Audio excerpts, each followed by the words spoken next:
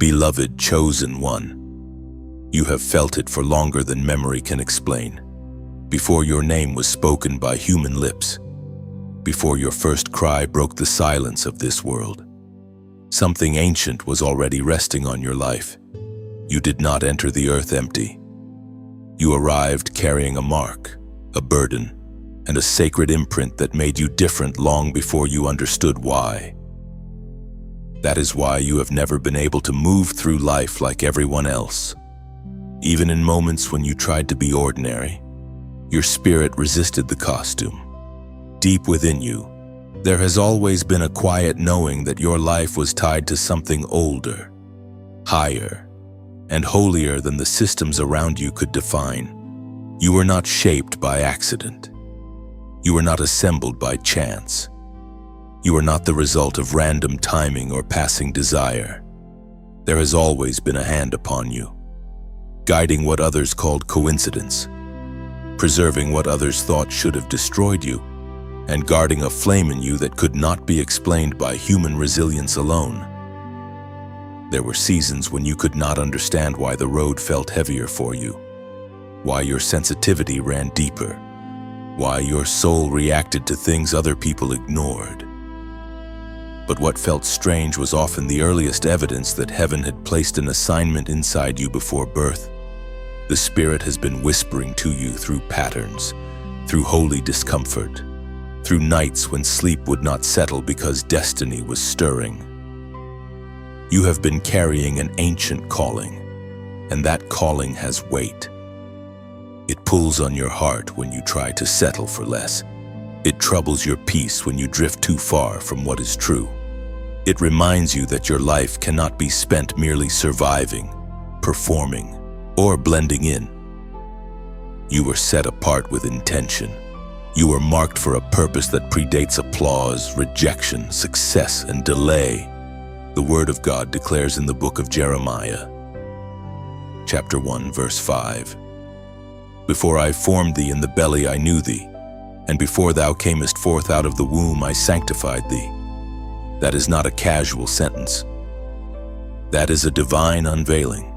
It means your existence was recognized in eternity before it was seen in time. It means your calling did not begin when people approved of you. It began when God decided that your life would carry meaning. So when you remember the strange weight you have always carried, do not call it weakness. Call it evidence. When you feel that holy unrest rising again, do not silence it. Listen. And if this message bears witness with your spirit, receive it fully. Then honor it in a simple act of faith, like share it with the one who needs this awakening. Subscribe to stay under this stream. And if your heart is moved to support the mission, give as you are led. Comment 117 at the end as your sign that you know you were known before birth. And that ancient mark did not make your path easier. It made it narrower, sharper, and far more revealing. The pain you have carried was never meaningless. It was not proof that you were forgotten. It was proof that your life could not be handled like common ground. From an early point, you felt the friction of being different. People misunderstood what they could not name. Some pulled away from you without reason. Others tried to reduce you, control you, or speak over the quiet authority resting on your spirit. You kept wondering why your heart seemed to feel everything so deeply. Why disappointment cut so far down. Why betrayal seemed to find you even when your intentions were clean. But heaven was allowing you to see, even through sorrow, that your journey would never be casual. You have been pressed because oil does not flow without crushing. You have been isolated because clarity often grows in hidden places. You have been rejected because those carrying an ancient calling cannot always be embraced by minds committed to comfort, routine, and spiritual sleep. What wounded you also unveiled you. Every tear drawn from your eyes was exposing the depth of your endurance. Every closed door was separating you from rooms too small for your assignment. Every season of silence was training your ear to hear what cannot be heard in noise. What looked like loss was often sacred division. What looked like delay was often divine protection. There were moments when you thought something in you must be broken because life kept taking you through fire. Yet the deeper truth is that fire has been introducing you to your own substance. Lesser things burn away in pressure, but what God has planted endures. The trial did not create your calling, it revealed it. The sorrow did not erase your identity. It forced you to stop searching for it in the approval of people who were never given authority to define you. We are reminded through the writings of David in the Psalms. Chapter 34, verse 19. Many are the afflictions of the righteous, but the Lord delivereth him out of them all. Hear that with your spirit awake. It does not say the righteous avoid affliction. It says affliction comes, but it does not get the final word. That means your pain has never been a verdict against you. It has been a battlefield where God keeps proving that what is on your life is stronger than what came against it. So do not despise the chapters that hurt. They have been speaking. They have been testifying. They have been proving again and again that you were never ordinary, never abandoned, and never carrying an empty burden.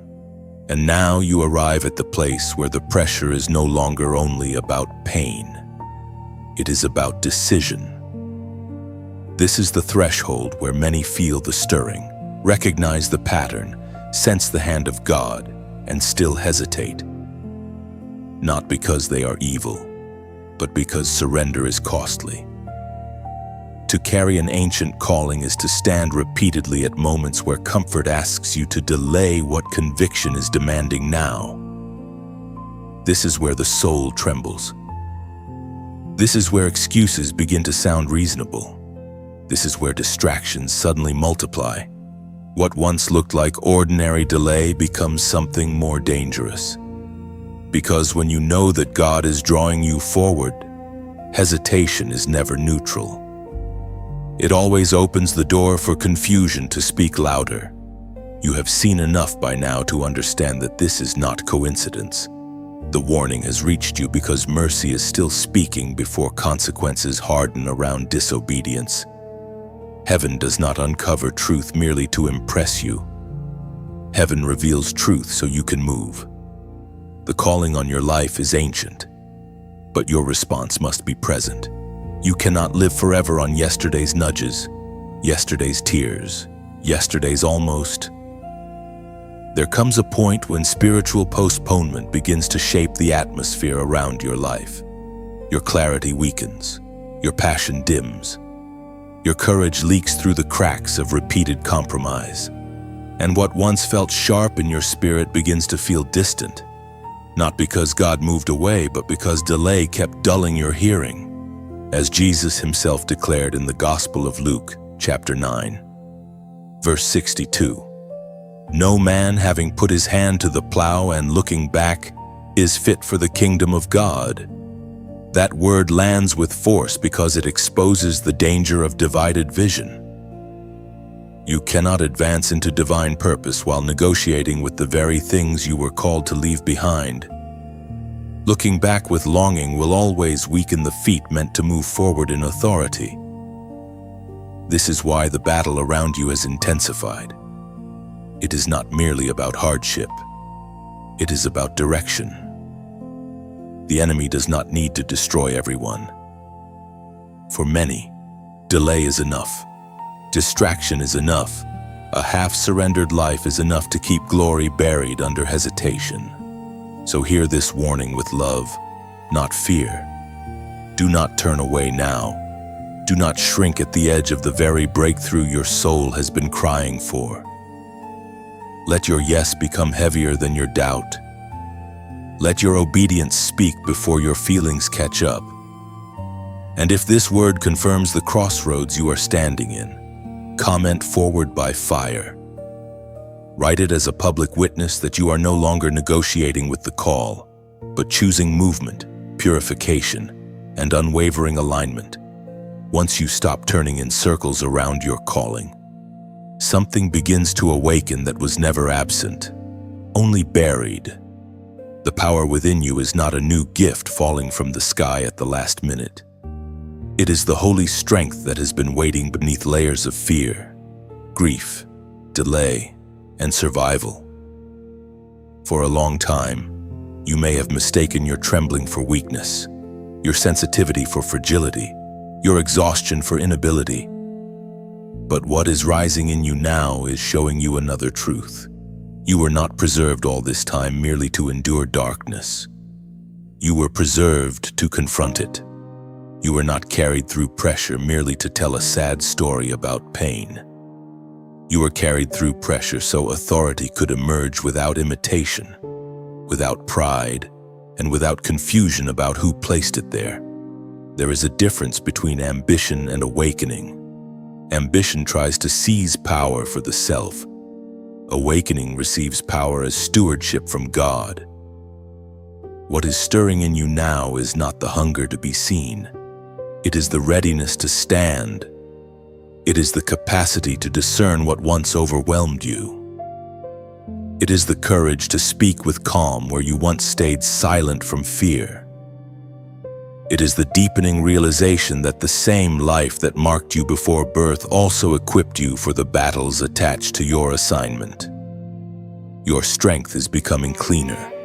Your focus is becoming sharper. Your spirit is learning that authority does not need noise to be real. The apostle reminds us in his second letter to Timothy, chapter 1, verse 7. For God hath not given us the spirit of fear, but of power, and of love, and of a sound mind.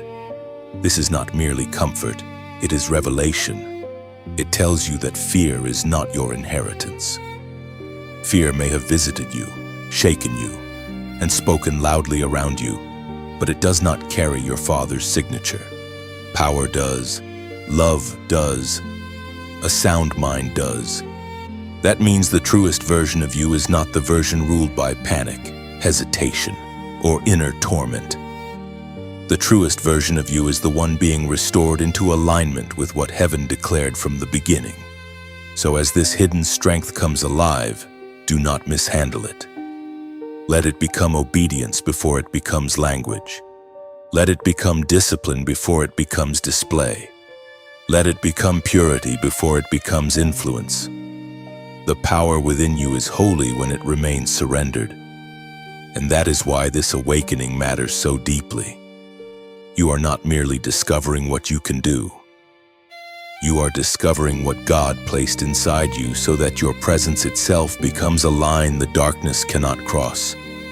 And your life becomes a vessel through which heaven answers the very cries you once wept alone.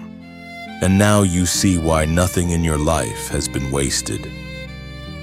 The ancient calling you carried in silence was never meant to remain hidden under survival, fear, or the opinions of people who could only measure you by what their natural eyes understood. This is the hour where you stop apologizing for the weight on your spirit and start walking as one who has finally recognized the crown was not decoration. It was responsibility. It was identity. It was the sign that your life belongs to a greater kingdom and a greater purpose than comfort could ever satisfy. You are not rising into fantasy. You are rising into agreement.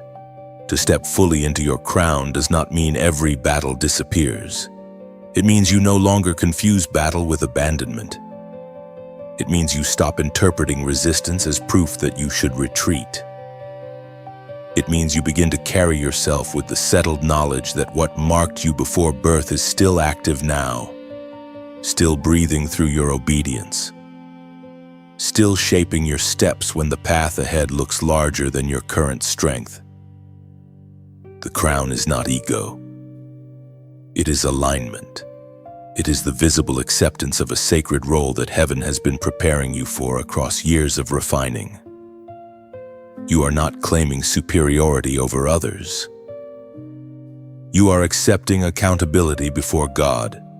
The Word of God declares in the first epistle of Peter, chapter 2, verse 9, "But ye are a chosen generation, a royal priesthood, an holy nation, a peculiar people, that ye should show forth the praises of him who hath called you out of darkness into his marvelous light." Hear how complete that is. Bombed, chosen, royal, holy, called out, brought into light. This is not language for a forgotten life. This is language for a summoned life. It means your difference was never a flaw to hide.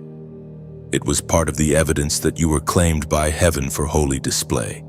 So rise without arrogance and without shrinking. Rise with gratitude. Rise with discipline. Rise with reverence for the one who carried you through every fire that should have broken lesser foundations. Let your speech become cleaner. Let your steps become firmer. Let your discernment become sharper. Let your devotion become deeper. The crown sits correctly only on a surrendered head. And because you now understand that, you are ready to move in a way you were not ready before. If this message has met you at the threshold of that acceptance, comment 314 as your sign that you are stepping fully into what was placed on your life long ago, not as a spectator to destiny, but as one who finally knows the ancient calling was real all along. Some messages do not end when the voice falls silent. They keep glowing like embers beneath the ashes, waiting for a willing heart to breathe on them again. If this word has rested gently on your spirit, then let your response become part of the light it leaves behind.